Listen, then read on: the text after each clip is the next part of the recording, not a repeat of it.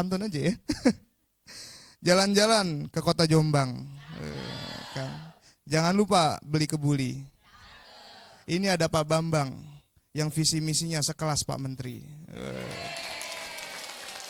Ya. Masih ada lagi satu lagi Bu ya, tenang Bu ya. Beli kentang bersama Pak Ara. Cakepnya lemes banget ya. Beli kentang bersama Pak Ara.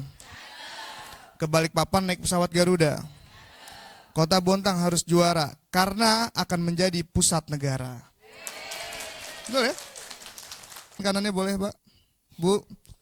Ya, ikuti kata-kata saya dengan pergerakan, gak perlu diucapkan. Buka, tutup, buka. Gampang ya? Tutup, buka, buka. Fokus. Putar, putar. Semakin kencang, tambah kencang, tambah kencang. Gosok dagunya, dagu, dagu Bu, dagu Bu, dagu, dagu, dagu.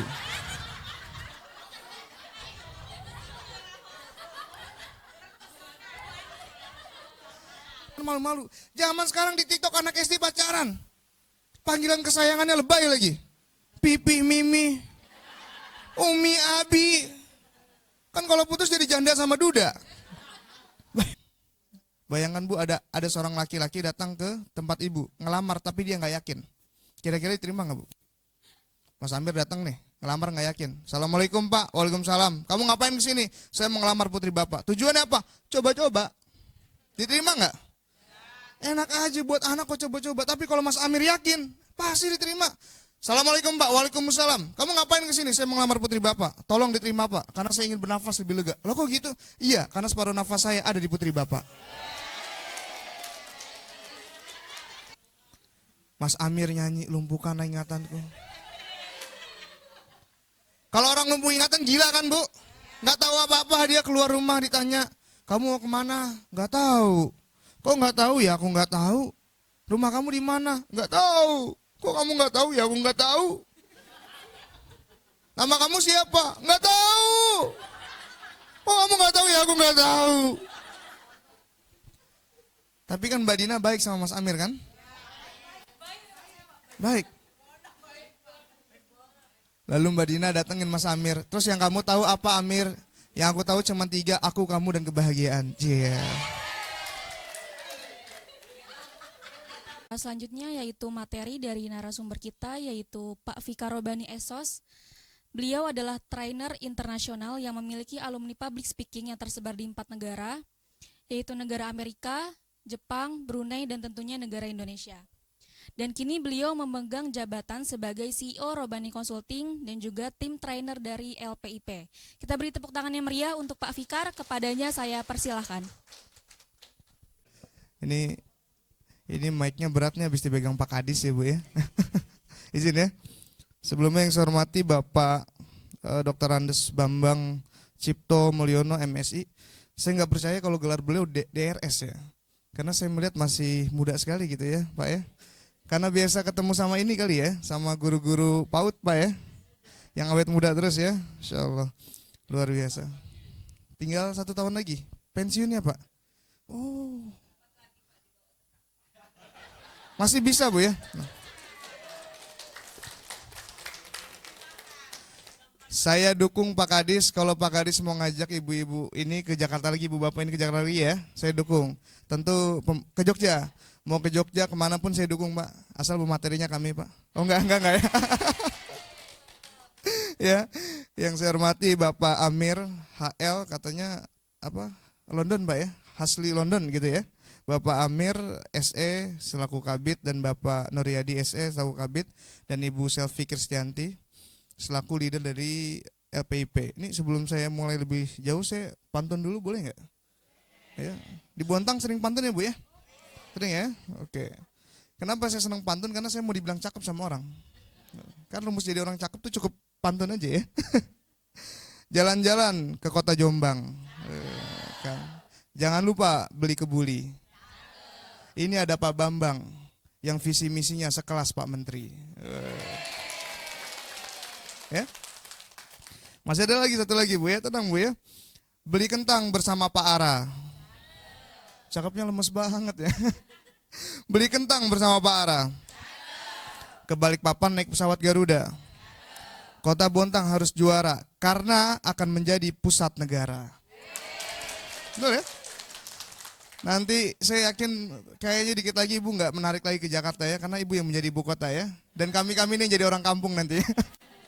Saya lanjut ya Pak Kepala Dinas, izin. Assalamualaikum warahmatullahi wabarakatuh. Saya doakan yang jawab salam saya hidupnya bahagia. Rezekinya Allah mudahkan. Dapat jodoh terbaik. Oh sudah ya, sudah. Amin ya kenceng. Amin dong sekarang ya. Bisa masuk surga. Besok masuk surga. Amin. Enggak sekarang ya. Ini saya sebetulnya sempat nanya nih sama Pak Amir. Pak Amir ini yakin ini yang datang ke sini guru-guru TK. Saya kira ini anak-anak SMA. Karena saya lihat rata-rata masih ABG, betul? Atas berusia gocap ya. Oke. Saya tadi kesini bilang sama tim saya, ini saya butuh kacamata sebenarnya, kacamata hitam.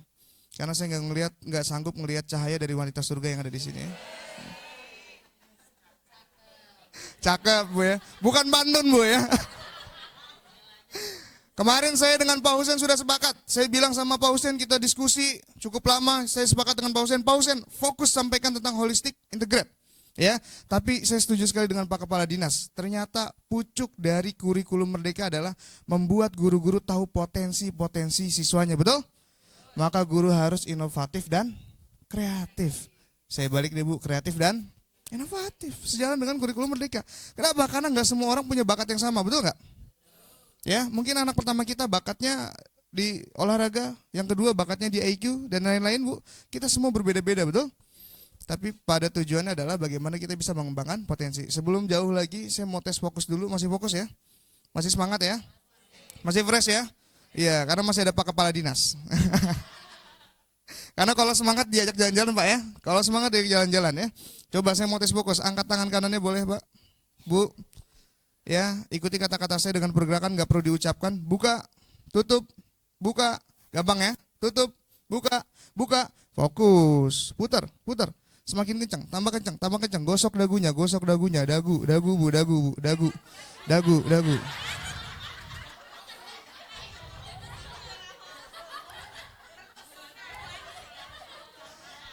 Dagunya mana Bu, dagu, innalillahi ya. Pertanyaan saya, kenapa ibu-ibu, bapak-bapak mengikuti saya padahal saya salah, kenapa? Siap Pak Kadis, terima kasih. Kasih tepuk tangan yang meriah buat Pak Kadis. Pak Kabit. Saya sebetulnya senang ada Pak Kadis di sini ya, cuman deg-degan. Siap, semoga Pak Kadis selamat sampai tujuan, sehat selalu. Semoga bisa menjadi wali kota selanjutnya Pak Kadis ya. Iya. Kenapa Anda mengikuti saya padahal saya salah? Kenapa? Why?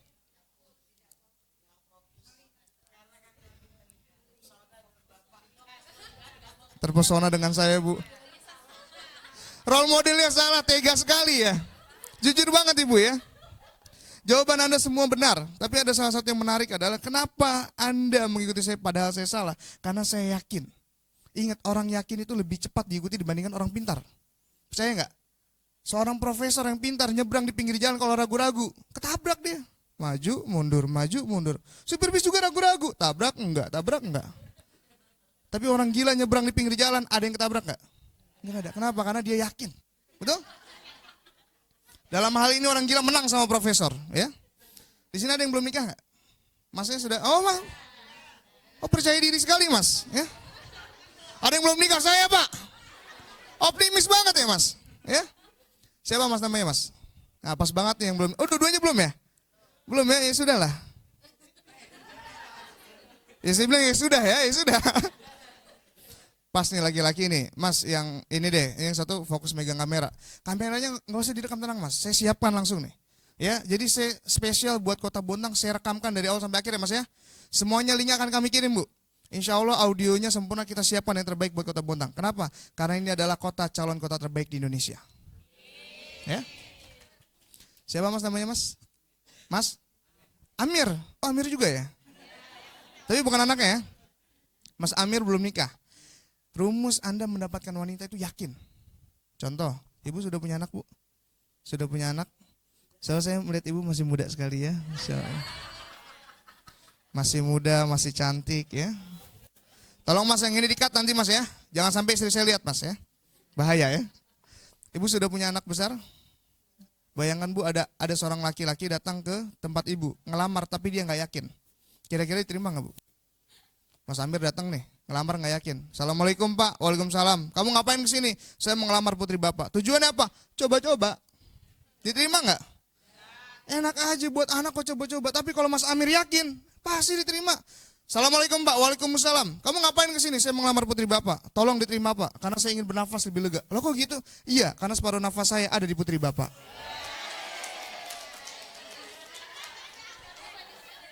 Ya. Saya yakin langsung jatuh cinta tuh, bapaknya. Jangan dong ya. Yakin. Jadi makanya saya selalu menyampaikan kepada guru-guru di Indonesia, Bu. Saya keliling-keliling ke Aceh, ke Papua, saya bilang, syarat menjadi guru itu satu, yakin. Betul nggak? Bayangkan kalau ibu ngajar nggak yakin gitu, Bu. Masuk kelas, keringetan, gemeteran, Bu. Betul? Ya kan bisa kita. Makanya saya sering bilang, salah satu rumus yakin itu adalah kita harus memahami audiens. Ada yang namanya TNA, Training Need Audience. Saya sering bilang sama teman-teman saya, sama teman-teman guru yang ketika belajar public speaking, kita harus tahu audiensnya siapa. Kita harus paham. Kalau anak TK, kita harus ceria, betul? Assalamualaikum adik-adik, apa kabar? Ih, adik cantik banget. Kamu manis banget. Seneng gak anak TK gitu? Seneng. Harus paham audiens. Tapi kalau kita ternyata ada kesempatan untuk menjadi TOT ya, menyampaikan lagi kepada peserta, pesertanya orang dewasa, kita kasih semangat. Anda hari ini adalah guru-guru masa depan Indonesia. Masa depan Indonesia ada di tangan Anda. Mereka senang, tepuk tangan buat kita. Ya, betul nggak? Enggak, ini contoh Bu, contoh. Bukan saya minta tepuk tangan. Saya lagi cerita ya. Artinya apa? Kita harus paham audiens. Ya. Makanya jangan sampai kita nggak paham audiens. Kita ngisi buat anak TK tapi gayanya peserta orang dewasa. Adik-adik TK apa kabar semua? Semangat. Anda adalah generasi masa depan Indonesia. Anda harus yakin bisa. Anak TK nangis. Ya Allah saya diomelin Bu. Bisa nggak begitu? Nggak bisa. Sebaliknya ketika kita lagi TOT, ngisi buat para guru-guru, gaya kita kayak anak TK. Ih, ibu cantik banget. Ibu siapa namanya? Yang ada enak banget sih ini pemateri gitu ya. Jadi hari ini kita harus paham. Harus paham agar kita bisa menjadi orang yang yakin. Gitu loh. Jadi agar kita bisa yakin, kita harus punya materi yang kuat Bapak Ibu. Makanya saya dengan Pak Husen, kita berdiskusi. Akhirnya saya bilang, Pak Husen fokus dengan kurikulum merdeka holistik. Dan hari ini saya bagaimana? Kenapa Mbak Ditya? Oh, ada coffee break ya? Siap, sudah disiapkan coffee breaknya? Sudah ada ya? Ibu-ibu mau coffee break dulu? Ya, karena materi saya hanya sebentar, biasa Bu ya, kita coffee break dulu ya. Materi saya hanya sebentar. Saya kalau nggak salah di rondan sampai Isya kalau nggak salah ya. Oke. Oke, karena kita sudah disiapkan coffee break di belakang. Ibu-ibu boleh kita coffee break dulu. Waktunya berapa Kak Ditya coffee break? 2 jam? Berapa? Oh 5 menit, kalau 2 jam mereka ke atrium ya. Oke, kita kasih waktu 15 menit. Saya baru buka ya, langsung ditutup lagi ya. Oke, terima kasih. Kita ketemu lagi 15 menit lagi. Silakan coffee break. Assalamualaikum warahmatullahi wabarakatuh. Ya, banyak. Kalau ada kendala kita nggak harus manggil hotel, jadi cepet gitu ya. Oke, sudah cukup makannya? Sudah kenyang ya? Kenyang ya? Oke, alhamdulillah. Berarti panitia nggak usah nyiapin makan siang, karena udah kenyang semua ya. Kembali saya salamnya. Assalamualaikum warahmatullahi wabarakatuh. Ya. Saya hari ini bahagia sekali, saya senang. Mudah-mudahan pertemuan kita hari ini menjadikan alasan Tuhan mempertemuan kita kembali di surga nanti ya. Semoga bahagia ya. Jadi sahabat-sahabat semua, saya manggilnya apa enak ya? Sahabat, bapak, ibu, atau teman-teman? Atau teman-teman ya? Karena saya lihat emang masih fresh, masih muda banget lah ya.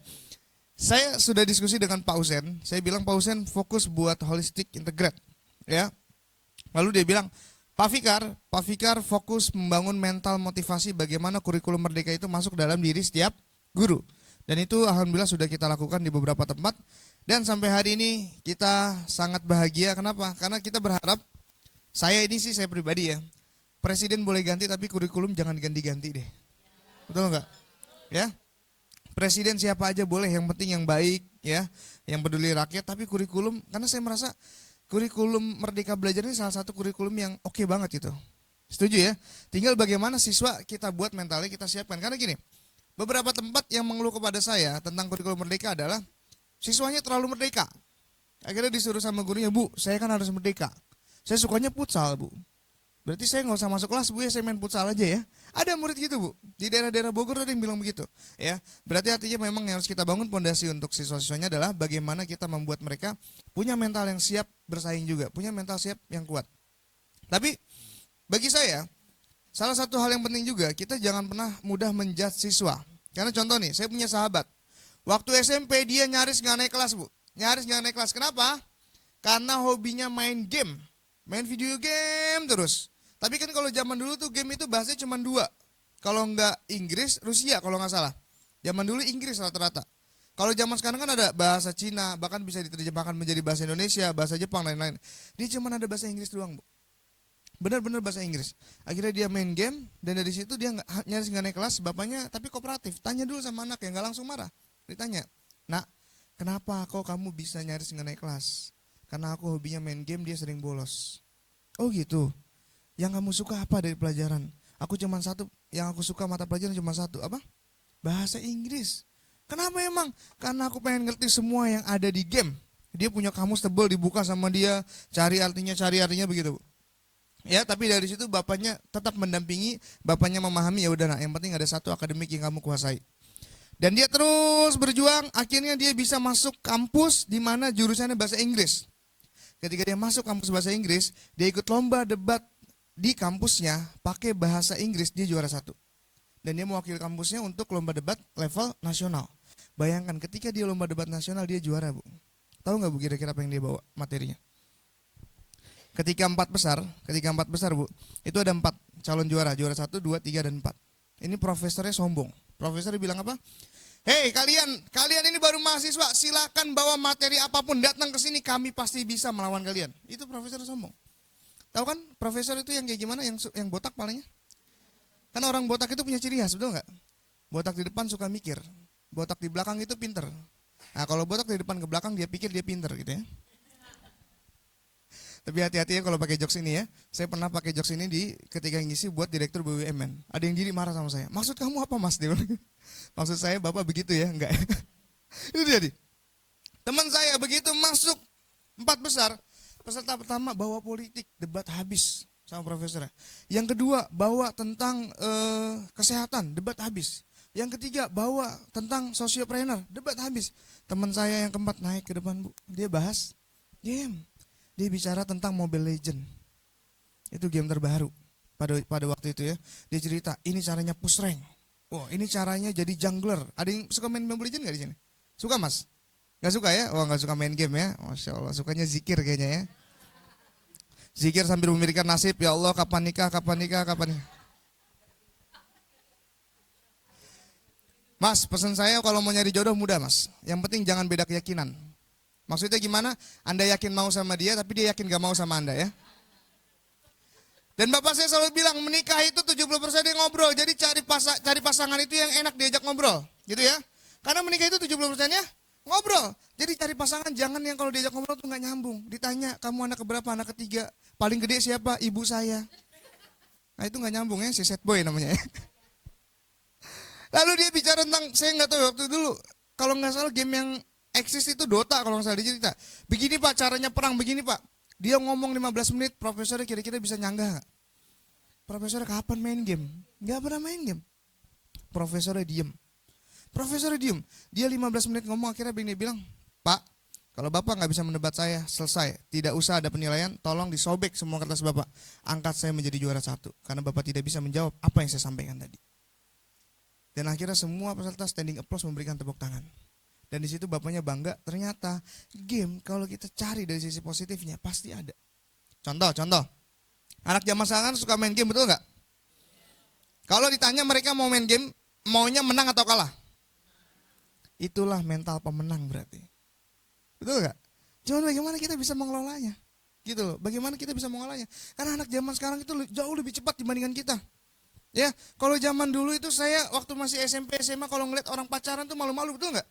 Anak SMP, SMA pacaran malu-malu. Zaman sekarang di TikTok anak SD pacaran. Panggilan kesayangannya lebay lagi. Pipi, mimi. Umi Abi. Kan kalau putus jadi janda sama duda.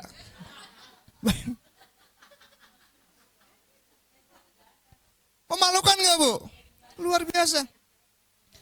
Tapi mohon maaf kenapa ya, begini ya. Saya pengen semua di antara kita ini kooperatif. Kenapa hari ini anak muda itu banyak yang jauh dari kebaikan? Kan kita merasakan lah ya. Karena tantangan mereka besar. Tantangan mereka nggak mudah. Contoh Bu, mohon maaf. Tanpa mengurangi rasa hormat pada siapapun ya. Zaman dulu kalau bermaksiat sulit nggak? Jujur. Sulit nggak? Mohon maaf ya. Tanpa mengurangi rasa hormat ya, mohon maaf. Zaman dulu orang kalau ingin berbuat maksiat sulitnya minta ampun. Zaman sekarang mudah banget. Contoh yang paling sederhana apa? Tentang perzinahan. Zaman dulu orang kalau mau berzina sulit mencari di mana tempat perzinahan. Zaman sekarang Bu cukup duduk di rumah, buka handphone, buka aplikasi, selesai. Betul? Aplikasinya namanya apa Mas? Kalau nggak tahu nggak usah panik, biasa aja. Biasa aja, ya.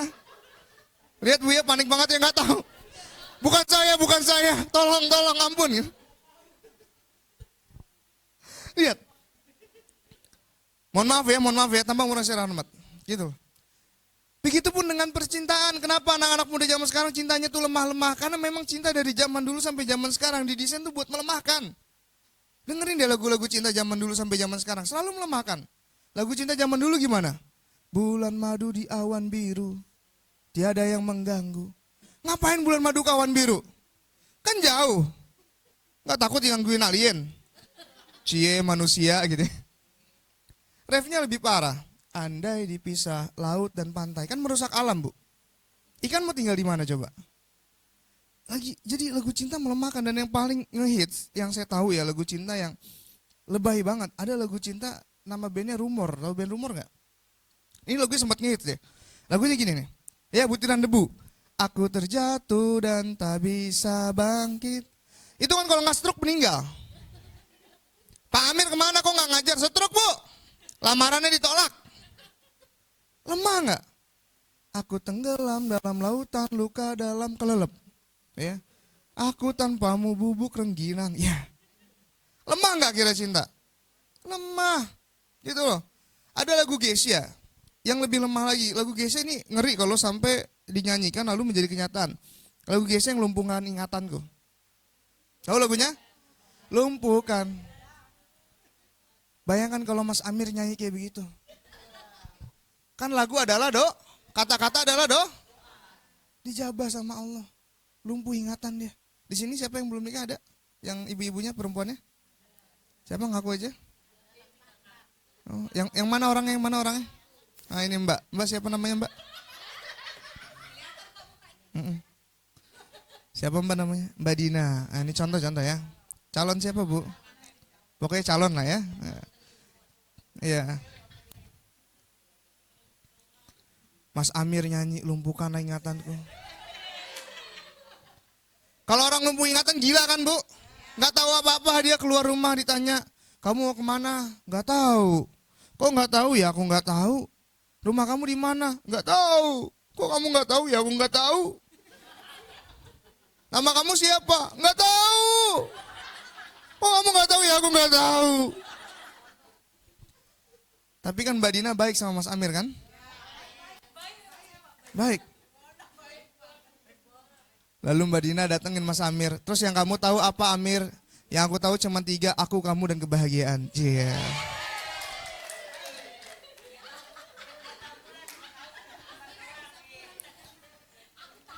Kok Mbak Dina seneng banget sih? Karena begini teman-teman, mohon maaf ya. Karena hari ini kita banyak sekali di antara kita mau orang tua, orang dewasa itu salah mengartikan cinta. Ini mohon maaf ya, karena mayoritas muslim ya, mohon maaf ya. Contoh. Mas Amir tadi satunya siapa lagi namanya? Jaka ya, dia gak mau nyebutin namanya, takut disebut-sebut. Jawab dengan jujur, kalau hari ini kita melihat Amir bilang cinta ke Jaka, jijik gak denger ya? Amir bilang gini ke Jaka, Jaka, aku mencinta, ya. Belum kelar, dengerin dulu kenapa? Ini belum rapi ngomong ini. Amir bilang ini ke Jaka, Jaka, aku mencintaimu karena Allah. Iya. Jijik nggak dengannya? Ya Allah, Amir gaya-gayaan doang soleh, nggak taunya soleh hot. Jijik. Tapi kalau seandainya, ya Jaka bilang cintanya ke Dina. Dina, ya. Ini contoh ya. Dina, aku mencintaimu karena Allah. Dengannya romantis apa enggak? Romantis, jijik enggak? Enggak. Paling jijik cuma Dina doang. Apaan sih Jaka? Enggak. Enggak, Jak. Mas Jaka, dia seneng tuh. Ya, dia bahagia banget ya. Kalau setelah ini Anda menikah, undang saya ya. Wah, pahala saya besar loh menikahkan 2 orang ya. Apalagi Mas Jaka selama ini sudah mencari-cari. Oh, ada ibunya. Ibunya siapa? Oh, ibu sendiri ibunya Mas Jaka. Oh, kepala sekolah. Bagaimana? Ya sudah lah, materi berubah jadi pranikah saja lah. Gimana? Ya? Ya. Enggak, Mas Jaka mentalnya kuat, Mas Jaka ya. Kuat ya, aman ya. Karena mau saya lanjutkan sampai selesai materi. Jadi sampai akhir Anda saya sebut terus gitu. Begini loh. Kenapa saya memulainya dengan cinta? Karena mohon maaf, kalau kita sudah salah mengartikan cinta, kehidupan kita akan banyak salahnya. Karena nggak mungkin bisa kita menjalankan kehidupan dengan maksimal kalau tidak tanpa cinta. Saya tanya mohon maaf Bu, tanpa mohon hormat pada siapapun. Jujur, ketika saya ngisi untuk para guru-guru, saya selalu bilang dalam hati saya, guru di Indonesia itu sampai hari ini belum pantas dibayar segitu. Betul nggak? Setuju nggak? Karena Anda ini melahirkan generasi emas gitu loh. Karena ngajar Anda itu kan nggak bercanda. Tapi gajinya bercanda. Artis kerjanya bercanda tapi gajinya serius. Ya, tapi kita nggak usah ngiri. Kenapa? Karena saya selalu bilang, manusia itu hidup bagaikan vibrasi. Apa yang dia keluarkan akan balik kepada dia. Contohnya gimana? Apa yang Anda keluarkan akan balik kepada Anda. Contoh, Anda pernah nggak teriak di gedung kosong? Mantul lagi nggak ke Anda? Itulah kehidupan. Apa yang Anda teriakan, apa yang Anda keluarkan balik kepada Anda. Anda teriak di gedung kosong nih, kamu ganteng, balikannya apa? Kamu ganteng, teng. Ya kan? Itulah kehidupan. Kamu hebat, balikannya. Kamu hebat, bat. Kamu jelek, kamu juga. Ternyata ada kuli bangunan di sana ya. Gak usah khawatir. Semua akan balik kepada kita. Karena kalau ibu-ibu tidak mencintai pendidikan, tidak mungkin ibu memilih menjadi seorang guru. Dan kalau ibu menjadi seorang guru, dan ibu tidak mencintai seutuhnya tugas Anda, maka Anda ngajar akan biasa-biasa aja. Betul nggak? Masuk kelas, duduk, tugas mana, tugas. Kumpulin. Ya anak-anak, ini tugasnya, selesaikan, ibu mau pulang. Nggak maksimal, betul? Maka hari ini kita harus memulai dengan memperbaiki cinta kita. Saya tanya nih sama ibu nih. Ibu siapa namanya ibu? Ibu Andi. Saya mau nanya laki-laki dulu deh bu ya. Di sini yang bapak yang udah nikah ada nggak? Bapak udah nikah pak? Sudah punya anak pak? Oh sudah 2. Istrinya atau anak ya pak? Pak siapa namanya pak? Jadi Pak Iwan apa Pak Boy nih? Mas Boy? Boy Iwan? Oh nama panggungnya Boy, oh, oke. Mas Boy sudah punya istri ya? Benar ya? Sayang gak sama istrinya? Mau gak hidup Anda bahagia di rumah? Ya, jadi rumus Anda mau bahagia dimanapun, Anda harus bahagia dulu di rumah. Mau nggak Anda hidup Anda bahagia dan tambah bahagia? Mau nggak? Caranya mudah. Anda sayang sama istri Anda? Saya cek ya seberapa sayang Anda dengan istri Anda ya. Seorang lihat aja nih ya, Jaka sama Dina kita incar sampai akhir. Ngeselin soalnya. Seorang psikolog itu biasanya tahu ya mana orang bohong, mana orang jujur ya, gitu ya. Tapi saya bukan psikolog ya. Mas Boy, sayang sama istrinya? Ya. Anda nyimpen nomor istri Anda di handphone namanya apa?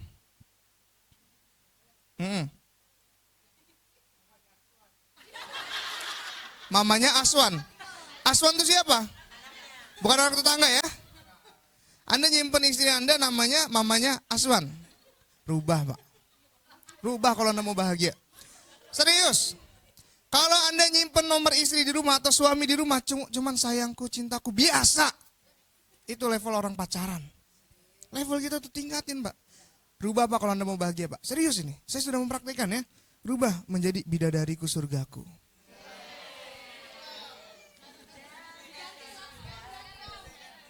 Benar nggak? Kenapa? Karena kalau istri Anda telepon, Anda angkat, bahagia nggak? Ya Allah, bidadari telepon, ya Allah. Anda angkatnya semangat nggak? Semangat. Karena hari ini banyak banget orang yang nyimpen nomor istrinya itu biasa-biasa aja, betul nggak? Ibunya para anak-anak, itu masih mending. Ada yang lebih parah, Satpol PP, Mabes Polri, Magrandong gitu kan. Kira-kira kalau istri nelpon banyak masalah nggak? Ya Allah. Ya Allah, Satpol PP, ya Allah. Bahagia nggak hidupnya? Enggak. Tapi kalau Anda, Mas, kan kalau kerja itu selalu pasti ada mumetnya, betul? Kalau Anda lagi mumet, tiba-tiba suami atau istri Anda telepon, Masya Allah, bidadari, pangeran surgaku telepon, ya Allah, ganti, Bu. Ya. Mas Boy, nomor isinya dirubah, tadinya Mama Yasun jadi bidadari surgaku. Begitu pulang ke rumah, istrinya ngelihat, ini macam-macam nih dari Jakarta. Mas, ini nomor siapa, Mas? Begitu telepon nomornya dia. Nomor Anda dirubah. Jadi yang biasa dirubah jadi pangeranku surgaku. Kenapa? Karena menikah itu sesungguhnya merasakan surga sebelum surga. Contoh, saya tanya saya yang belum nikah nih. Mas Amir, hobi Anda apa, Mas? Amir yang mana sih? Oh, ini Mas Amir, Mas Jaka, ini. Mas Amir. Mas Amir. Hobi Anda apa? Main layangan.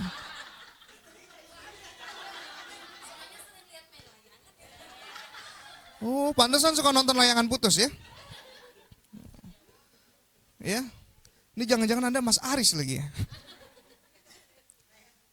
Mas Amir, yang paling Anda suka makanan itu apa deh?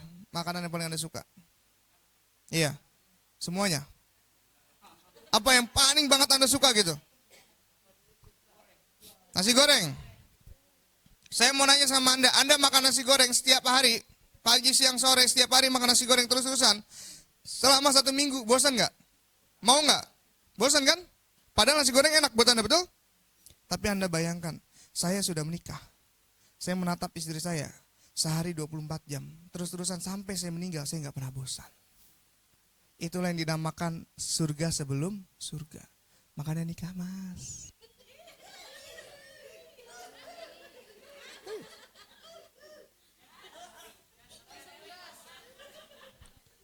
Besok begitu landing ya, langsung dia ke KUA tuh ya.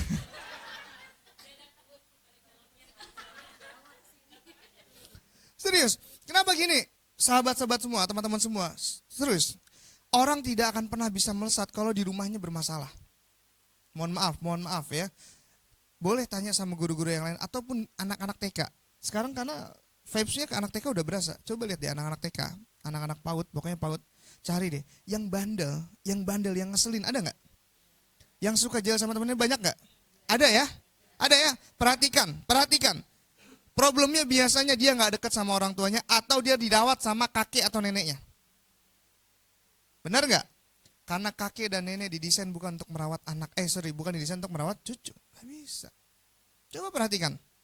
Yang suka nyebelin biasanya tuh dia tinggalnya sama neneknya atau ibunya kerja. Bapaknya kerja tapi kurang kasih sayang. Itu yang terjadi. Makanya hari ini kita perbaiki dari rumah. Tapi masalah yang belum nikah perbaikinya gimana ya? Bisa, Mas. Saya doakan Anda segera menikah, Mas. Ini Mas Jaka sama Mas Amir belum nikah ini bukan karena belum laku ya. Catat ya. Tapi karena belum ada wanita beruntung yang dapetin dia. Tenang, Mas, kita angkat dulu ntar kita jatuhin lagi ya. Oh enggak. Cukur hukuk. Ya, sebelum lanjut perkenalan dikit ya, saya sehari ini diamanakan sebagai CEO Robani Consulting. Kalau mau lengkapnya boleh buka robaniconsulting.com, itu lebih lengkap di kita. Ya, alhamdulillah saya mendapatkan gelar trainer nasional. Lalu saya master trainer di Robani Consulting. Anda tahu kemarin Pak Husen yang ngisi? Beliau itu Pak Husen, kemarin saya dengerin beliau nggak cerita. Beliau itu ikut jadi asesor. Dia cerita ini ya, bersaing dengan 20.000 orang ya. Lalu beliau tembus sampai di angka 80. Bayangkan dari 20.000 sampai angka 80. Ketika di 80 itu bersaing lagi, beliau peringkat 2 di tingkat nasional. Makanya saya menemui beliau dan saya belajar dengan beliau 5 tahun yang lalu. Tapi beliau hatinya sangat rendah hati. Dan hari ini dengan kerendahan hati beliau, beliau mau masuk bergabung bersama saya di Robani Consulting.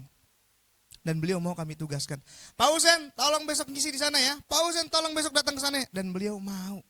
Itulah mentor seorang guru, tidak pernah takut ketika muridnya bisa melesat lebih dari dia.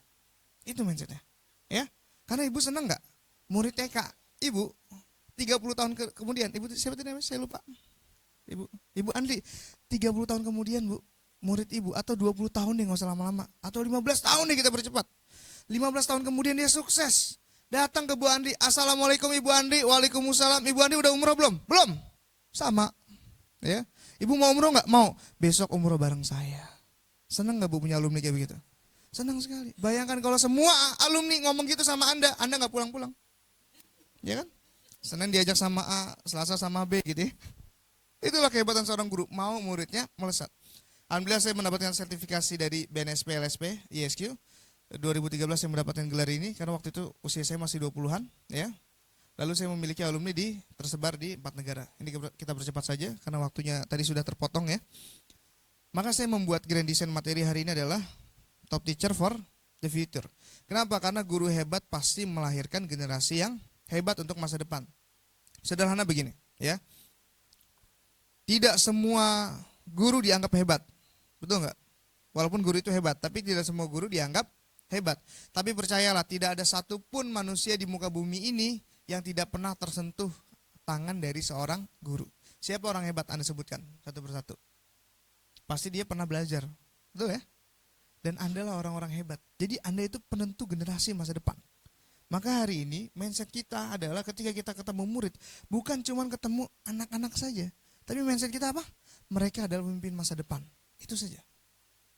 Pertanyaan saya sederhana, hari ini sering nggak ada kalimat zaman sekarang, anak zaman sekarang beda sama zaman dulu? Sering, bahkan kita sering mengucap seperti itu ya. Anak zaman sekarang, anak Gen Z, anak milenial. Dulu mah kita mah sopan sama guru, anak zaman sekarang nggak begitu. Bu, mohon maaf, anak muda yang sering kita bangga-banggakan di zaman dulu Bu, kan sekarang sudah 30 tahun kemudian kan? Mereka sedang memimpin Indonesia, betul? Pertanyaan saya jawab dengan jujur, Indonesia baik-baik saja atau tidak? Indonesia hebat atau tidak? Hebat atau tidak? Tidak, yang bilang tidak mereka ya Bu. Tolong Mas direkam kasih ke Pak Jokowi ya. Mohon maaf. Mereka yang dulu-dulu kita bangga-banggakan hari ini memimpin Indonesia seperti ini Indonesia. Lalu hari ini yang kita sering omelin anak muda, 30 tahun kemudian kan mereka yang akan mimpin. Kira-kira jadi apa Indonesia? Kebayang gak Bu, Pak? Kebayang gak teman-teman? Kenapa hari ini Indonesia belum maju? Kenapa? Why? Satu sebetulnya masalahnya. Karena murid-murid Anda belum jadi pemimpin masa depan. Kalau murid-murid Anda menjadi pemimpin masa depan, insya Allah Indonesia akan menjadi negara yang paling maju. Setuju? Ya, tepuk tangan buat semangat Anda ya. Saya percepat lagi ya. Apa tulisan ini? Jangan dikeluarkan karena siswa itu adalah. Satu waktu saya diundang oleh salah satu sekolah. Saya pernah diundang oleh salah satu sekolah. Ya, ini adalah salah satu sekolah terbaik di DKI Jakarta. Saya sebut saja MH Tamrin. Ya, kalau diklik di Google, dia biasanya peringkat 1, 2, 3 nasional. 1, 2, 3 nasional. Hanya tahun kemarin saja. Sampai wali muridnya telepon saya, Pak Fikar ini kenapa ya sekolah kami? Padahal kami nilai UN-nya terbesar di nasional. Tapi kita nggak masuk 10 besar. Itu wali muridnya terlibat di sana. Ya, peringkatnya selalu 1, 2, 3, 1, 2, 3 di nasional. Kepala sekolah cerita sama saya, Mas Fikar, di sekolah kami ini ada 20 siswa yang buat onar. Ya, jumlahnya 20, dia kompak banget nih orang. Ya, laki-laki semua. Mereka nih buat onar Mas Fikar. Saya sebel sama mereka. Perlu nggak mereka saya keluarkan dari sekolah? Karena jujur Mas Fikar, sekolah kami nggak pernah butuh uang dari wali murid. Kami selalu disupport oleh negara. Jadi kalau masuk ke sekolah situ, itu tesnya susahnya minta ampun. Sekolah negeri tapi boarding. Mereka nginep, gitu ya. Lalu saya bilang sama Pak Kepala Sekolahnya, Pak mohon maaf Pak, emang masalahnya apa Pak? Masalahnya yang pertama mereka suka bolos sekolah. Mereka suka pacaran. Mereka suka ngelawan sama gurunya. Saya nggak senang sama mereka, perlu nggak saya pecat? Itu kata-kata kepala sekolah. Jawaban saya apa? Bapak mau nggak nanti punya murid yang masa depannya jadi seorang motivator, terkenal dari Aceh sampai Papua, lalu menyebut-nyebut jasa Bapak? Mau? Mau. Lalu saya bilang, ini, Kalau gitu jangan dikeluarkan karena siswa itu adalah saya. Jadi saya dari SD, SMP, SMA, ranking saya nggak pernah keluar dari 3 besar. Paling bawah. Paling bawah. Muridnya 23, saya rankingnya 22. Muridnya 24, saya rankingnya 25. Karena gap saya sama ranking 24 terlalu jauh. Jadi itu kalau saya bolos sebulan, Bu. Itu kalau dalam 1 bulan saya bolos itu bisa sampai 10 kali. Gitu loh. Kenapa? Karena saya nggak suka dengan pendidikan waktu saya masih SD, SMP, SMA. Satu waktu saya pernah ngisi di Padang. Ketika saya ngisi di Padang, ada mahasiswa nanya. Kalau di kamu saya kadang-kadang dipanggil Bang. Bang Fikar, saya mau nanya. Bang Fikar kan waktu SD, SMP, SMA bandel. Suka bolos, suka pacaran, suka ngelawan sama guru Bang Fikar. Jadi bingung, Anda mau nanya apa mau bongkar aib saya gitu kan. Semuanya disebut sama dia gitu kan. Mas terus mas. Ya. Maka pertanyaan dia saya yakin sama seperti pertanyaan di kepala kita semua. Lalu apa yang membuat Mas Fikar bisa berubah? Itu pertanyaannya. Jadi saya bilang sama Pak Kepala Sekolah itu, jangan dikeluarkan karena siswa itu adalah saya. Saya waktu SMA itu bandelnya luar biasa. Dan saya nggak cuma bandel, saya itu berani ngelawan sama guru. Dengan cara yang ngeselin. Jadi saya terkenal ngeselin. Jadi saya sekolah itu biasanya kalau masuk kelas, anak SMA kalau di Bontang jam berapa? Kemarin saya kayaknya, kalau nggak salah pekan lalu itu saya ngisi buat pelajar di kota Bontang, tapi acaranya di Balikpapan. Ya, saya ke Balikpapan pekan kemarin. Saya tanya sama saya kira-kira jam 7 Bu ya, bener ya? Jam 7 ya, atau kalau di Jakarta itu kadang-kadang jam 7.15 karena kita macetnya luar biasa gitu ya. Jam 7 saya masuk sekolah, tapi jam 9 saya masih di rumah, lagi nyuci motor. Ibu saya nanya, Fikar kok kamu gak sekolah? Karena saya SMK dulu. Iya mah ada praktek. Jadi aku masuknya siang. Kok praktek hampir tiap hari? Mama gak percaya sama aku. Bayangkan jawaban saya begitu Bu. Mama gak percaya sama aku. Kalau mama gak percaya sama aku ya udah gantian. Mama yang jadi murid, aku yang jadi ibu rumah tangga. Pinjem dong dasternya. Ngeselin gak? Itu ibu saya mau marah tapi bingung. Karena nih anak kalau dimarahin pasti jawab. Jadi yang bisa marahin saya cuma bapak saya. Karena bapak saya kalau marah gak pakai mulut. Ya, tahu sendirilah. Ya makanya saya waktu SMP SMA sering digampar sama guru, sering digampar sama orang tua. Jadi mohon maaf kalau mukanya berantakan ya.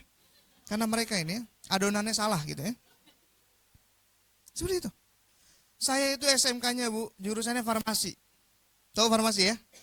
Ini adalah jurusan yang luar biasa. Dalam 1 hari saya disuruh menghafal, ada pelajaran namanya farmakognosi. Dalam 1 bulan saya disuruh menghafal nama-nama tanaman. Itu 2 1 hari. Sebulan berarti 60 beserta nama lainnya. Kalau namanya jahe, tahu jahe gampang ya? Itu dirubah jadi Zingiberis rhizoma. Nama padi berubah jadi Oryza sativa. Saya disuruh menghafal itu 60 dalam 1 bulan. Boro-boro saya hafal. Nama kepala sekolah aja saya nggak tahu siapa. Saking saya malesnya. Salah jurusan karena bapak saya pengen banget saya jadi dokter. Saya dipaksa masuk SMK farmasi. Sedangkan saya pengen menjadi seorang otomotif. Bapak saya pengen saya ngebenerin orang, saya pengen ngebenerin motor. Kan nggak nyambung gitu loh. Masa saya ngebenerin motor pakai stetoskop gitu kan? Ini mesinnya rusak Pak gitu ya. Satu ketika ada mata pelajaran farmakognosi. Ditulis, tolong jawab gambar di bawah ini. Ada gambar jahe, saya tulis jahe. Ada gambar padi, saya tulis padi. Oh itu guru saya marah banget. Fikar, kenapa kok kamu jawabnya begini? Ibu nulisnya apa? Ini gambar apa? Iya, tolong jawab gambar di bawah ini. Ini gambar apa? Gambar jahe. Saya jawabnya apa Bu? Jahe. Salah saya di mana? Mikir. Oh saya digambar Bu. Serius, saya digambar. Ya guru saya marah banget pada waktu itu. Dia emosi. Lalu saya bilang gini sama guru saya. Bu, memang saya bukan siswa yang paling pintar di sekolah ini. Tapi saya adalah siswa yang paling jujur di sekolah ini. Kalau dia namanya jahe, saya tulis jahe. Nggak saya rubah-rubah Bu. Ya, itu guru saya makin marah. Ya teman-teman ya. Dan ketika itu saya langsung dicap oleh sekolah. Fikar adalah siswa yang sering bermasalah. Tapi sekolah saya nggak berani mengeluarkan saya. Sekolah saya nggak berani mengeluarkan saya. Kenapa? Karena sekolah saya swasta, muridnya waktu itu belum banyak. Ada zaman saya ngambil jurusan farmasi itu sedikit banget. Tuh ya, angkatan saya itu sedikit banget. Saya waktu itu satu angkatan kalau nggak salah cuma 50 orang atau 100 orang ya. Kalau nggak salah 100 orang. Jadi kalau berkurang satu itu sangat terasa. Lalu puncak kenakalan saya di mana? Saya itu nyaris dikeluarkan dari sekolah. Waktu saya kelas 11 ya. Waktu saya kelas 11. Di sekolah saya itu di tengah-tengah kebun. Supaya kita gampang belajarnya. Jadi sekolah saya itu ada kebunnya luas sekali. Ya, di belakang sekolah ada pagar. Biasanya kalau saya mau bolos sekolah, saya lompat pagar. Jadi saya lempar tas, manjat pagar, saya lari. ya, lari lewat kebun gitu ya. Kadang-kadang kita lari tapi kreatif, lari ada mangga ngambil gitu kan. Tengah-tengah kebun, lari ada rambutan kita ambil. Jadi kita pulang ke rumah itu bisa berbakti sama orang tua. Mah ini hasil sekolah aku mah ya, oleh-oleh ya. Gitu. Satu waktu jam 1 siang saya mau bolos sekolah. Begitu saya mau bolos sekolah, saya bertiga sama teman saya mau lompat pagar. Ketika kita mau lompat pagar, apa yang terjadi? Di situ kita pengen bolos sekolah tapi kita nggak ada yang berani duluan. Udah lu aja duluan yang lempar tas, lu aja duluan. Kita bertiga saling tuduh menuduh. Udah lu aja. Karena kita bertiga laki-laki semua. Apa yang terjadi yang kita lakukan? Kita selesaikan dengan cara laki-laki. Gimana caranya? Kita main tangan. Home pimpa. Ya. Home pimpa itu kan main tangan kan? Ya. Home pimpa. Begitu home pimpa, kita home pimpa, ternyata tangan saya putih sendirian. Yang lain hitam. Karena sering main layangan ya. Gitu ya. Saya putih sendirian. Akhirnya saya terpaksa harus melempar tas lebih dulu. Begitu saya lempar tas, Bu. Lempar tas ke atas. Ya. Gak sengaja begitu jatuh ke bawah, bunyinya kenceng banget. Tung! Perpaduan antara tas dengan kepala. Jadi pada saat itu ada guru saya lagi mantau. Dan pas saya lempar kena kepala dia. Di situ saya galau. Pertama saya takut banget, yang kedua saya bahagia. Karena selama ini saya mengincar kepala dia gitu ya. Guru saya pada waktu marah dia teriak, "Siapa ini yang mau bolos?" Saya panik. Kita bertiga itu panik banget. Kita mau jawab apa nih? "Siapa? Ngaku aja." Di tengah-tengah panik saya jawab, "Meong." Guru saya bilang, "Gak mungkin ada kucing bawa tas." "Gak ada yang gak mungkin, Pak." "Udah jawab aja siapa di sana." "Gak ada orang." Gitu ya.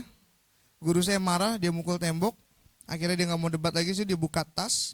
Isinya ada buku bertuliskan Fikar Robani. Wah, itu langsung apa isi kepala guru saya? Saya kalau ketemu sama nih anak males debatnya. Akhirnya dia bawa tas saya ke ruangan paling atas. Ke ruangan siapa? Kepala sekolah. Bilang, "Ibu, ini tas Fikar mau bolos, saya gak mau ngadepin dia. Saya minta dengan hormat, Ibu keluarkan dia dari sekolah karena dia beban sekolah." Apa reaksi kepala sekolah? Astagfirullah, dia lagi. Dan ibu kepala sekolah saya gak mau debat sama saya. Dia cuma nyuruh orang untuk panggil saya ke atas. Begitu saya sampai di atas, ini true story ya. Dia gak mau ngomong sama saya, dia mogok bicara sama saya. Saya masuk ke ruangannya, "Assalamualaikum Bu," ibu manggil saya. Dia gak mau ngomong, dia cuma pakai bahasa isyarat. Ibu manggil saya, Ibu serius manggil saya, gitu doang. Dan saya bingung, akhirnya saya jawab pakai bahasanya dia. Saya bingung di situ. Guru saya ngetik, terus begitu ngetik dikasih kertas ke saya. Surat. "Fikar, besok panggil orang tua kamu suruh datang ke sini." Selesai, pulang sana. Padahal masih pelajaran tapi saya disuruh pulang. Begitu sampai rumah saya panik, deg-degan. Ya. Terus terang ya, bapak saya ini ustadz. Anaknya bejat, ya. Jadi kalau anak ustadz itu, bapak saya itu kalau marah itu marahnya beda sama yang lain. Kalau anak-anak yang lain tuh kalau diomelin uang jajannya dipotong gitu kan atau apalah gitu ya. Kalau saya enggak, saya kalau bandel disuruh itikaf di masjid. 2 hari 1 malam enggak boleh pulang, serius. Itu masjid yang dibangun sama ayah saya itu dikunci sama dia. Istighfar kamu di sana. Ya. Alhamdulillah saya tidur seharian gitu ya. Dan ketika saya bawa surat saya bingung mau ngasih bapak saya. Bapak saya itu orangnya tegas. Kalau bapak saya bilang A, enggak ada yang boleh bilang B. Semuanya harus ngikutin di keluarga. Ya, saya kasih akhirnya suratnya ke ibu saya. Saya bilang ke ibu saya, "Mah, ini panggilan orang tua." Ibu saya nanya, "Kamu ada masalah apa?"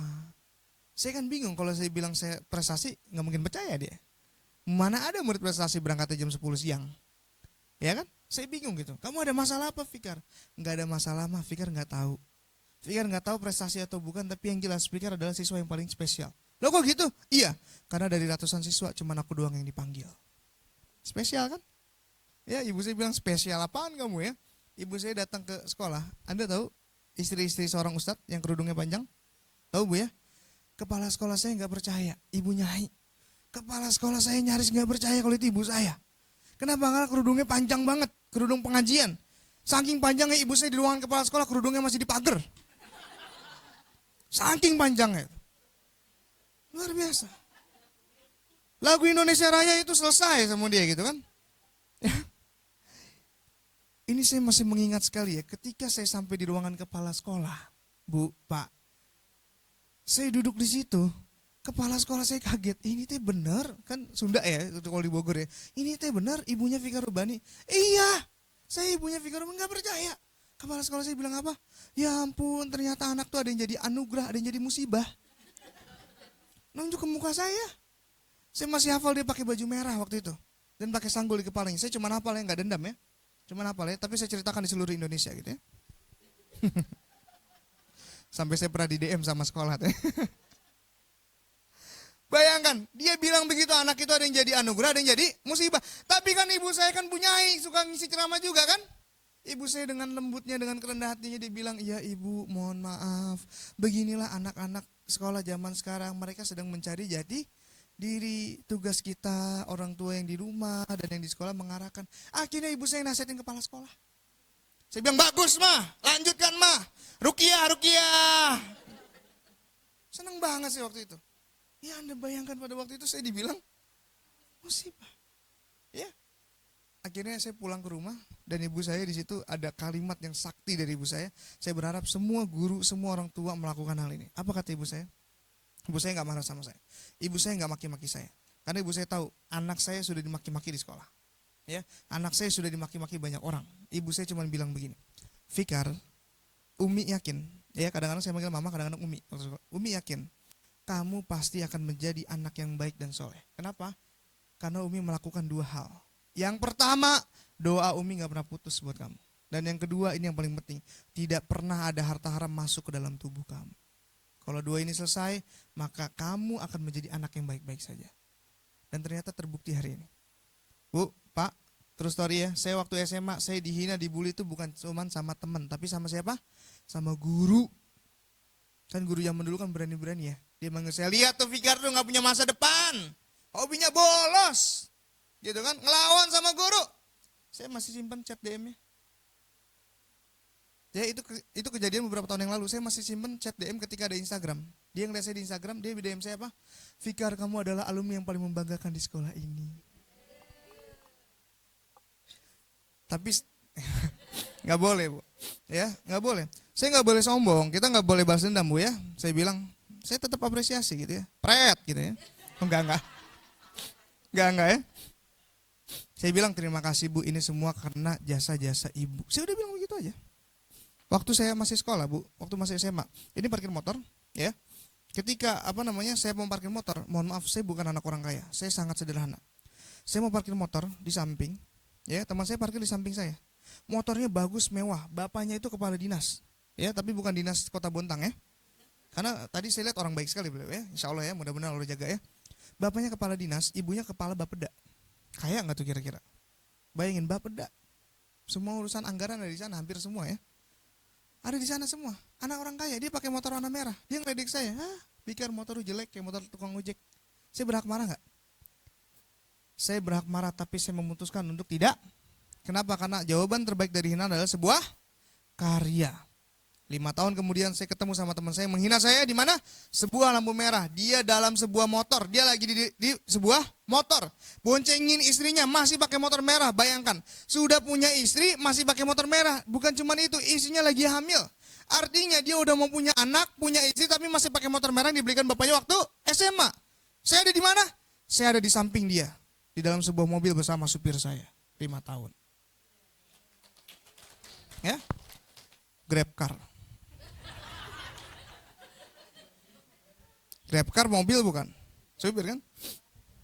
Enggak, bener bu ya. Beneran ya. Saya pada waktu itu sengaja saya nggak buka kaca. Kenapa saya nggak buka kaca mobil? Saya nggak mau nyapa dia sengaja. Kenapa? Karena ini akan menjadi inspirasi di seluruh Indonesia. Akan saya ceritakan. Bayangkan ya, itu yang terjadi bu. Jangan dikeluarkan karena siswa itu adalah saya, bu. Terus terang ya di sini ya, terus terang ya. Yang membuat saya berubah adalah selain pesan dari ibu saya, yaitu pesan dari seorang guru namanya Bu Yuliana. Dan ini saya ceritakan kemanapun saya pergi. Saya bercerita ketika ada orang bertanya sama saya, apa yang membuat Mas Fikar atau Pak Fikar berubah? Syaratnya 2, nasihat ibu saya yang luar biasa, dan nasihat dari seorang guru yang luar biasa. Pada satu waktu saya ada pelajaran namanya pendidikan lingkungan hidup. Zaman dulu ada, zaman sekarang kayaknya udah gak ada ya? Masih ada? Nggak ada ya. Ketika saya masih ada mata pelajaran pendidikan lingkungan hidup, nilai saya cuma 7,2. Di sekolah saya ada kesepakatan dari kepala sekolah, dari pemilik sekolah, semua nilai minimal 7,5. Di bawah 7,5, walaupun 7,4 setengah atau 7,4,9, tetap nggak akan naik. Dan nilai lingkungan hidup saya nilai cuma 7,2. Guru saya manggil saya, Fikar sini kamu sebentar. Nilai kamu kenapa kok cuma 7,2, yang lain 7,5. Ada yang 8, bahkan ada yang 9. Kenapa cuma kamu yang 7,2? Apa jawaban saya? Kenapa ibu ngasih nilainya cuma 7,5? Cuma 7,2. Coba ibu ngasih saya nilai 7,5. Pasti nggak akan ada pertanyaan dan pertemuan ini, Bu. Mikir. Kalau guru yang lain nabok, kalau guru ini enggak. Guru ini bilang, ibu teh nggak tahu gimana cara ngadepin kamu, Fikar. Mohon maaf ya, kamu nggak naik kelas. Nah, ketika diomongin begitu, Bu, sebandel-bandelnya siswa, Bu. Saya ini bandel akut waktu sekolah, Bu. Sebandel-bandelnya siswa, kalau nilainya jelek pasti takut, Bu. Sorry, kalau nilai jelek dia nggak ada masalah. Kalau diancam nggak naik kelas pasti takut. Jujur deh, cari murid dimanapun kalau diancam nggak naik kelas pasti takut nggak? Takut. Saya takut di situ, Bu. Saya tegang, ya Allah gimana caranya ini ya Allah. Saya mau lobby guru saya, ya Allah gimana ya Allah. Saya berpikir gimana caranya, akhirnya situ saya acting. Saya bilang, ibu, kalau seandainya saya nggak enak kelas, Bu, saya akan ngurung diri di kamar, Bu. Saya malu, Bu. Saya meninggal, Bu. Saya bunuh diri, Bu. Kalau saya mati, saya nanti jadi hantu gentayangan. Tiap hari saya datang ke rumah ibu kayak hantu Casper ya. Saya bilang, Bu, kalau saya nggak naik kelas, Bu, saya takut sama bapak saya, Bu. Saya akan ngurung diri di kamar, Bu. Saya nggak akan mau makan, nggak akan mau minum, Bu. Saya malu, Bu. Lalu jawaban guru saya apa? Oke, karena ibu yakin kamu masih bisa memperbaiki diri kamu, nilai kamu ibu naikkan menjadi 7,5. Kamu naik kelas. Wah, di situ saya seneng banget. Saya bilang, aduh Bu, makasih Bu. Ada nggak tugas yang harus saya kerjakan? Guru itu bilang apa? Nggak ada. Serius Bu, nggak ada. Cuman ibu kasih satu syarat. Apa syaratnya? Syarat ini harus kamu lakukan. Syaratnya adalah kamu harus menjadi siswa yang lebih baik lagi. Di situ saya dengarnya bodoh amat. Tapi poinnya di sini teman-teman semua ya. Manusia tidak akan pernah berubah dengan satu nasihat, betul? Manusia tidak akan pernah berubah dengan satu ayat, betul? Dan manusia nggak akan pernah berubah dengan satu motivasi. Sering-sering dong dinas ngadain ini bersama kami, ya. Betul nggak? Kita nggak bisa kita nasihatin dia terus langsung besok berubah, nggak bisa. Nabi Muhammad SAW manusia paling mulia bagi umat Islam, betul? Bisa nggak dia merubah orang? Tidak ada satupun manusia yang bisa dirubah oleh Nabi Muhammad SAW. Nabi hanya mengajak, kalau dia bisa merubah, maka sesungguhnya pamannya dia itu masuk Islam. Ya, pamannya masuk Islam nggak? Enggak, padahal pamannya berjuang sama dia. Ketika akhir hayat, Nabi Muhammad cuma ngomong gini, paman ucapkan 2 kalimat syahadat, maka semua dosamu akan diampuni. Tapi pamannya ngucapin nggak? Enggak. Lalu turunlah ayat, wahai Muhammad, sesungguhnya hanya Allah yang bisa menentukan hidayah itu kemana. Hidayah nggak bisa ditentukan dengan sesukamu. Begitupun mental seorang guru. Guru itu jangan pernah berkata bahwa karena saya kamu bisa baik. Enggak. Guru itu jangan pernah bermimpi ketika belajar muridnya jadi pintar. Jangan, nanti kalau dia nggak pintar Anda kecewa. Ya mohon maaf, dulu saya dihina sama guru saya. Saya dibully sama teman-teman saya. Itu true story. Makanya saya bilang jangan dikeluarkan karena siswa itu adalah saya. Dan ini orangnya, Fikar Robani. Dulu orang bilang apa? Fikar nggak bakalan bisa kuliah di kampus ternama. Dan ternyata benar. Saya gagal masuk UI, saya gagal masuk UGM, saya gagal masuk IPB. Tapi saya rubah mindset. Saya rubah mindset. Gimana saya rubah mindset? Bukan sekedar saya bangga kuliah di mana, tapi saya buat bangga kampus memiliki saya. Saya diundang secara khusus oleh Gubernur Sumatera Barat. Saya masih jadi mahasiswa pada waktu itu. Ada nggak masuk UI? Ada. UGM? Ada. IPB? Ada. ITB? Ada. Cuman mereka duduknya jauh di belakang saya. Saya dari kampus swasta, tapi duduknya satu level bersama Gubernur Sumatera Barat. Itu mindset yang saya rubah. Ya. Dulu orang bilang Fikar ini dosanya banyak, suka maksiat, suka menghina orang, suka ngelawan sama gurunya, dosanya banyak banget. Apa yang terjadi? Ternyata Allah kabulkan yang berbeda. Saya ke tempat-tempat yang paling indah bagi saya. Tempat di mana ini adalah tempat yang paling bersih, makanya tanah haram. Saya menggandeng istri saya dari Mekah ke Madinah. Padahal dulu guru-guru saya bilang apa? Fikar adalah anak yang bandel, anak yang nakal, anak yang merepotkan. Saya rubah semuanya. Fikar gak bakalan bisa menjadi anak yang membanggakan. Gak bakalan bisa. Fikar cuma beban sekolah. Universitas BSI mengontrak saya selama 2 tahun untuk mentraining semua mahasiswanya dari Indonesia sampai Papua. Seluruh yang ada di Aceh sampai Papua. Selama 2 tahun kontraknya. Ibu tahu SMK ya? Di SMK itu kan mohon maaf ya, ada yang namanya ujian kejuruan nasional. Betul? Saya gak lulus. Guru-guru saya bilang apa? Fikar gak bakalan dapat tempat kerja. Fikar gak bakalan diterima lamarannya. 5 tahun kemudian saya datang ke kantor-kantor. Bukan untuk sebagai pelamar, tapi memotivasi seluruh karyawan yang ada di sana, termasuk direktur bahkan pemilik perusahaan. Ini orang Korea langsung. Ini presiden direktur, ini vice presiden, dan ini saya di belakang saya baru direktur. Artinya saya cuma di belakang si pemilik dan wakil pemilik, direktur ada di belakang saya semua. Tapi guru saya dulu bilang, Fikar nggak bakalan bisa dapat kerja. Tapi ini saya buktikan. Ya, ini yang terjadi. Jadi artinya apa, Bapak Ibu semua, hari ini kalau kita mau melihat orang, terutama murid kita, tataplah dengan tatapan masa depan, jangan tatapan hari ini. Kalau hari ini bisa jadi dia nakal, itu betul. Hari ini bisa jadi dia bandel, itu betul. Hari ini dia ngeselin, itu betul. Tapi masa depannya belum tentu. Ya, ini jujur Anda boleh ngecek di Facebook, di Instagram. Ibu saya suka main Facebook, suka main Instagram, bahkan main TikTok ya. Jadi ibu saya aktif banget. Kalau di Facebook yang diceritakin pertama adalah saya. Dulu ibu saya itu malu banget punya saya. Ya, ibu saya kalau kumpul sama teman-temannya selalu bilang, Mi, gimana kabarnya Fikar? Kok Fikar kayaknya makin sukses aja, gitu ya. Fikar gimana kabarnya? Ibu saya selalu bilang, alhamdulillah senang. Yang pertama Fikar dulu, baru yang lain. Dulu ibu saya itu nggak pernah mau menceritakan saya. Kenapa? Karena memalukan. Jadi hari ini Bapak Ibu semua, teman-teman semua, kalau kita melihat murid kita hari ini, nggak apa-apa dia nakal, dia bandel, nggak apa-apa. Tapi jangan langsung kita judge. Makanya saya bilang, saya senang sekali mengisi training motivasi buat siswa-siswa. Banyak sekolah yang nelfon saya, Pak Fikar ngisi di sekolah kami, mau nggak? Mau. Tapi kami nggak punya uang, nggak apa-apa, saya datang. Ya, serius Pak Fikar? Iya, memang biasa Pak Fikar kalau dibayar berapa? Saya biasanya dibayar 2M. Apa 2M? Makasih Mas. Besoknya 4M. Makasih Mas, maaf merepotkan. Sudah tahu Bu ya? Saya senang. Kenapa sih saya mau ngisi buat training pelajar tanpa dibayar? Bahkan kalau perlu saya nyiapin tempatnya nggak apa-apa. Kenapa? Why? Karena saya nggak mau ada pelajar yang nasibnya seperti saya. Ketika saya mau naik kelas, ketika saya mau berubah, tidak ada orang yang menemani saya. Ketika saya berubah, orang melecehkan saya. Alah, Fikar, so-soan ke masjid. Ya, karena bapaknya doang. Alah, Fikar, so-soan belajar. Itu teman-teman saya ngomong begitu. Akhirnya saya nggak bisa berubah. Itu yang hari ini saya ingin sampaikan kepada semua orang tua di Indonesia. Please, tataplah tatapan anak Anda dengan tatapan masa depan. Makanya seorang guru, ya, harus punya mindset ini. Guru bukan sekedar mengajar, tapi guru sedang mendesain masa depan dan merancang masa depan.